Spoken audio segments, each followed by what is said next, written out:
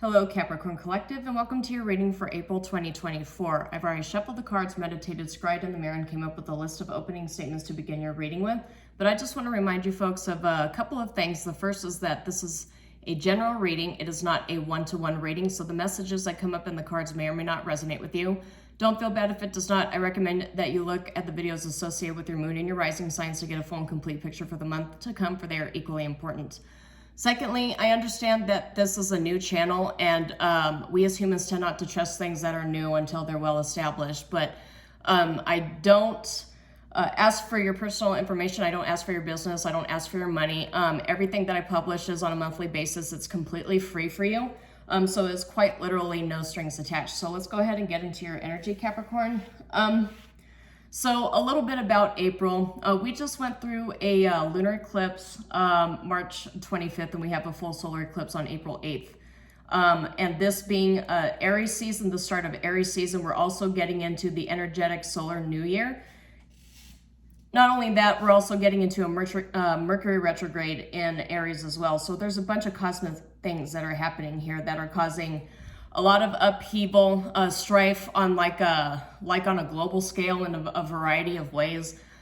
For those of you who have not checked out my videos for 2024 sign predictions, I go into that a little bit. 2024 is a number 8 year. It's not only a financial year, a year of the self and self-discovery, but it's also a year of the 8th house and the house of secrets, of sudden financial gains and losses, inheritance, transmutation, deaths and rebirths, endings and beginnings. So this year is going to be a little bumpy for us on a more of a social level, as a global on a global scale. But for you, Capricorn, I'm getting for you, at least for the month of April, the eclipse season is going to help you kind of fix your judgment a little bit with the karmic energies that are surrounding you, because I get a sense that there's a need for you to let go of relationships. I get a sense you've begun the process of doing that, because I've got an 8 of Pentacles reverse, which is not working on something anymore, and 3 of Swords reverse, which is healing from an event. But the Sun is here, and so is the 7 of Swords and Judgment reverse. So I want to caution you against giving somebody the benefit of the doubt. If somebody has proven themselves over and over and over again to be not reliable, just not dependable, if they keep making the same mistake over and over and over again because they know you'll forgive them and turn the other cheek, now's the time to just clean it all out. If somebody doesn't respect boundaries are a huge thing for us as a collective in 2024 as well. So if somebody's not respecting the boundaries that you set with them, if they keep begging you for money, if they keep asking to stay over at your house because there's drama, if they keep asking for you to intervene on their personal issues, like, it's time for you to just clean it out. The emphasis with all of this is just to let go of relationships that have had clouded your judgment or are still clouding your judgment. With the Sun and 7 of Swords, I do get a sense that a lot of the behaviors have been exposed before, or they will be in the process of being exposed. Just be careful, because I got Judgment reversed here for you. You're being given an opportunity to heal these wounds and to get rid of these karmic ties so that you can heal and move forward. But it requires action on your part, and I get that the action that it requires is that instead of consistently giving people a chance to screw you over, you just have to let them go and regain your emotional stability by letting people or organizations go. And I mentioned organizations too, because with the 8 of Pentacles reverse, some of you might be letting go of associations with business partners or charity events, charities you've been giving to, or you might be letting go of one employer to seek opportunities with another. But there's a need to understand that you can forgive people. It's not wrong. It's not a sign of weakness to be forgiving and to give people chances. But when somebody's proven to you that they're not really intending on changing, they just want to keep you in a cycle, you can forgive them, but you have to deny access to them, right? Forgiveness granted, access denied. Just understand that there are a lot of, I'm getting multiple karmics here, not just like one or two. I'm getting like a lot. So it's time for that spring cleaning, right? We're in Aries season. This is the new solar year. It's time for new things, new connections, new opportunities, new mindsets. So it's time to do some spring cleaning on a karmic aspect here. So not really anything that's like super bad. It's just cautioning you against kind of turning the cheek too many times. You really don't gain a lot. Actually, I will just go ahead and say that if you keep intervening on somebody else's karma that they're supposed to be dealing with themselves, then eventually that karma is going to bleed onto you, and their karma will become your karma as well. So heavy emphasis on not allowing people to use you as a human shield between them and their karma. Okay, that fell. All right, we've got the Chariot. Yeah, a need to move forward. Chariot, I get Cancer energy here, but mostly for me, this card just indicates moving on, looking forward to what new opportunities will come your way. And that comes with, so you've got 10 of Wands, reverse, laying your burdens down, and the Hierophant reverse, which is somebody who is controlling, letting them go, right? Hierophant is also Taurus energy here too, because this person's trying to hang on to you because they know you've got a 9 of Cups, a wish granted. And Queen of Pentacles in the reverse here too. So, could definitely be Taurus. I'm getting a Taurus energy here. A karmic Tauran energy, or they have, that heavily placed in their chart, but I'm getting that, yeah, they're trying to bully you into being their, lifeline. Okay. 2 of Wands, Queen of Wands. Oh yeah, the 8 of Pentacles came up reversed again. Right. So there's a need to move on into the future and not work with them. It requires that you step into like a fire kind of energy. Maybe some of you have heavy fire placements in your chart, but this is kind of like a boss up energy. If I get Queen of Wands or King of Wands or the Emperor, that to me says boss up and take action, take the necessary actions. You're not necessarily going to be very popular when you do so, because the story behind the Queen of Wands is that when tarot was around, when it first came around, black cats were seen as like extreme bad luck. But she's sitting here with the black cat staring directly at the viewer saying, you know what? I don't care. I don't care about your opinions. I don't need your validation. You're not really providing anything for me anyway, because I'm a queen all by myself in my own power. So I'm just going to sit here with my animals and my abundance, and then you can go deal with your problems on your own. So that's the story I get behind this. But yeah, Judgment reverse is coming up again. So just beware of that judgment. You have the ability with the Queen of Wands coming up, you have the ability to make the right call, but, this forgiveness energy and sacrificing yourself for people, and yeah, I'm on point, but I get a sense here too. And I got the King of Wands as well. So this goes towards divine feminine and divine masculine. I get a sense with the High Priestess. A lot of you are going to know exactly what I'm talking about. It's people that you keep forgiving, right? It's people that you keep like family, like if you're in some kind of family business, or there's a family tie, or it's like friends that are close to you that keep coming to you and asking you for money because, oh, they lost it again, they didn't pay their rent, or they had to go, they're making a series of really bad decisions, and they're not showing any signs of moving into a different direction. Like they're giving you all the lip service, but they're not actually like taking action to rectify these situations on their own. They need you to help them with everything. So that's, and with an earth sign, I'm surprised I'm getting this for earth signs, because earth signs are very unforgiving when it, like, not always, right? But very unforgiving when they see somebody who is lazy, who is entitled, no reason to be belligerent, but belligerent without any reason for it. Like there's absolutely no reason for somebody to feel like as high and grandiose as they are when they have a work ethic and financial illiteracy to this point. And I feel like just looking at the cards, this is not something that like a horrible misfortune that has befallen this person that nobody could prevent, right? This is something that this person keeps getting into because they keep making these choices. It's like kind of spinning in a hamster wheel and knowing that they're perfectly comfortable running around in this hamster wheel because you keep giving them money. So that's going to resonate with somebody, but you're being asked by the universe that it's time. It's time to shed the weight. It's time to lay your burdens down. It's time to stop enabling people, because if you keep interfering with somebody else's karma, they're not going to learn their lesson. The only lesson that they're learning is that they are allowed to be codependent on you.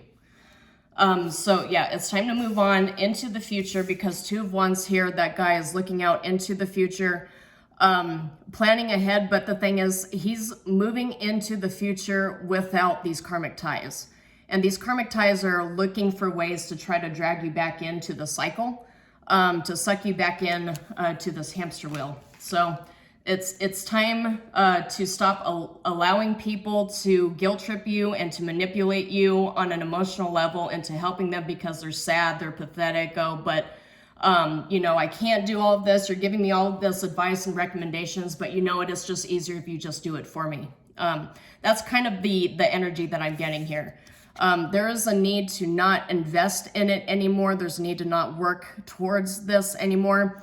I did mention for some of you, this might have something to do with employers as well.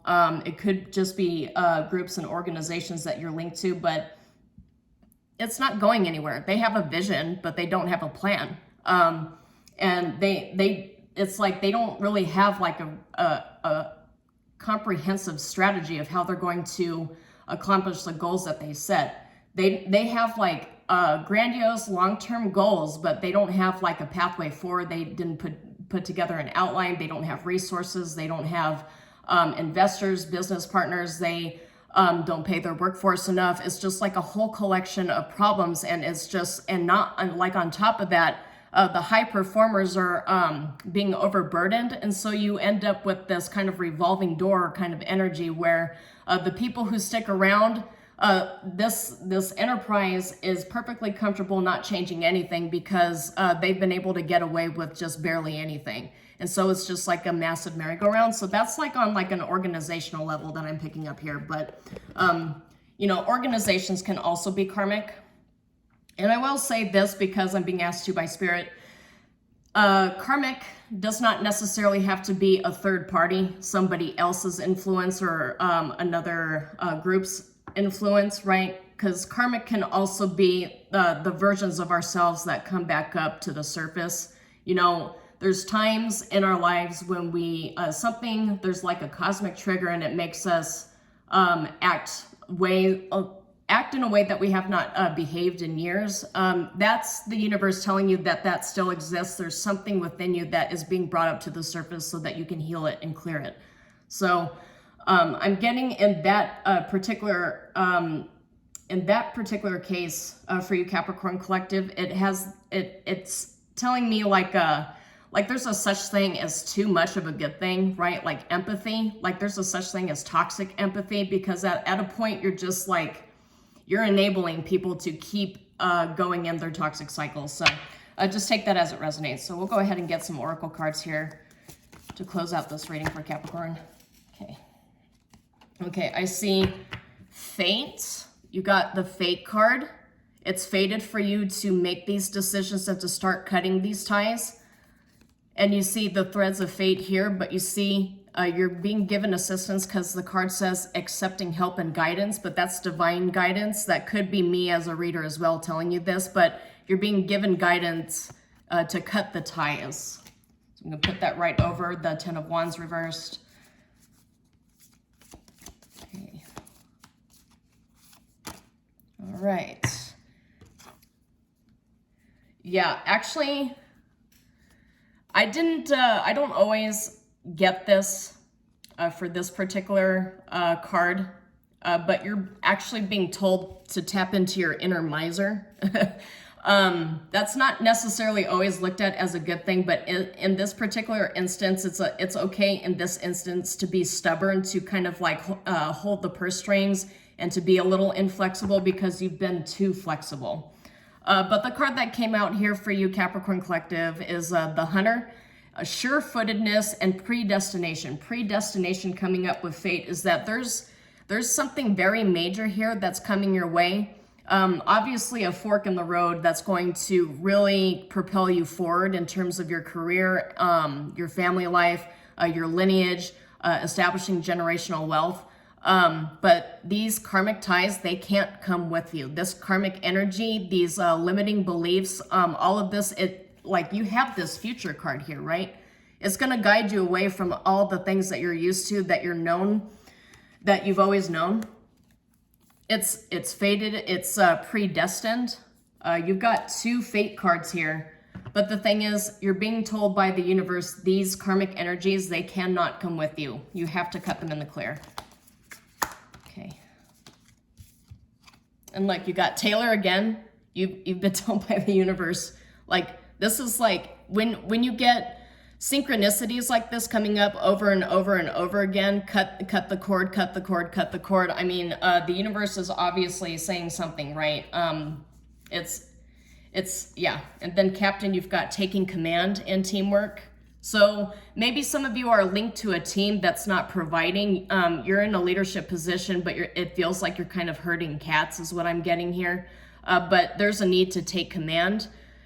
Taking command in this particular situation is, it's that catch-22 situation. If you're in a leadership position, if you're the good guy, they walk all over you, but if you're firm, then they absolutely despise you. That's kind of what I'm getting here. That's the vibe that I'm picking up. And that's the reason why Queen of Wands and King of Wands both came up, because those are divine feminine and masculine energies for leadership positions, but it's like making the hard decisions that other people will probably not like you for. You'll probably be very unpopular for doing it for a while. And then this particular case, cutting people loose, cutting loose all the dead weight and reorganizing and restructuring so that you can move forward in a more abundant kind of setting.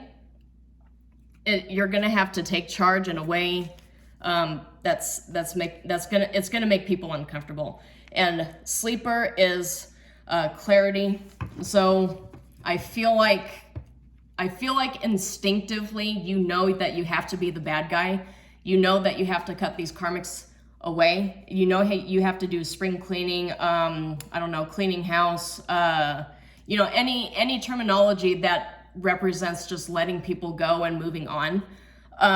But you're really wise to it. I've got the wise one. I saw the witch show up in here. I got the high priestess that showed up earlier in this reading. So you have that inner knowing, but the judgment card came up in the reverse twice. So you run in danger of forgiving people again when you really need to cut them in the clear. And the thing is, I had mentioned in this eclipse season, I don't think I mentioned it in this reading. I've mentioned it in several others though, is that this is going to spark a lot of cleaning out and tower events for people like in different circles, different organizations, societal levels. There's going to be like a mass tower event that ends up transpiring. But on like more of a micro level, a lot of people are being warned, the things that they keep ignoring. If you don't take the actions that the universe is telling you to take, that it's going to do it for you. So it's going to be a lot easier for you if you do it yourself. Because if you wait for the universe to intervene, it's going to be so much worse. It's going to be very disruptive. And 2024 being an 8-year with sudden financial gains and losses, it's going to be sudden, like unpredictable, something that comes out of nowhere, right? That's going to force your hand. So it's probably best that you do what fate has asked you to do. You be the tailor and you take charge to cut up all those loose ends, because otherwise the fate card coming here too, the universe will do it for you. It'll clear everything out for you, but it'll be extremely disruptive. So not really not really a super happy, cheerful reading, but the thing is, the whole point around this is you're predestined for something. you're predestined for some sort of abundance. And you have to, in this situation, you have to put yourself first, because you've got the Sun card, which is all about abundance, and you've got the Hunter card, which is about abundance, and Chariot is moving forward into abundance. Two of Wands is moving into abundance and prosperity. So, but these karmic ties are in the way. They are in the way, and you need to get them out of the way so that you can actually have a Sun card kind of future here. It's going to require that you call judgment on people, though, so just be aware of that. But other than that, that's all I have for you, Capricorn Collective. I hope something in this reading resonated with you. If it did, please like and share the video and subscribe to the channel. As I mentioned, everything is free, and I publish these on a monthly basis. But until then, shalom, and I will see you next time.